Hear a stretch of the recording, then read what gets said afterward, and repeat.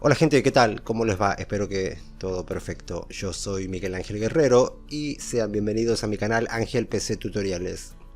Aprendamos entonces a cómo borrar o eliminar un canal de YouTube. Entramos a YouTube, obviamente. Una vez estemos en YouTube, hacemos clic en nuestra foto de perfil arriba a la derecha y entramos en configuración, o también puede que les aparezca ajustes. Entramos ahí.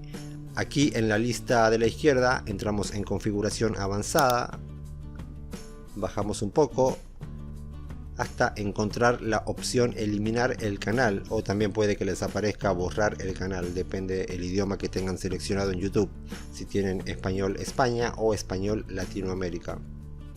Y aquí obviamente pulsamos en eliminar canal. Tu cuenta de Google no se cerrará si eliminas tu canal de YouTube, tengan en cuenta eso.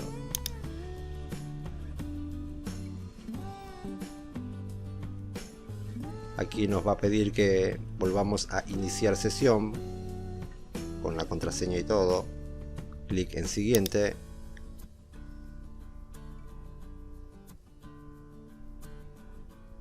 Olvidé decirles que también podemos ocultar el canal.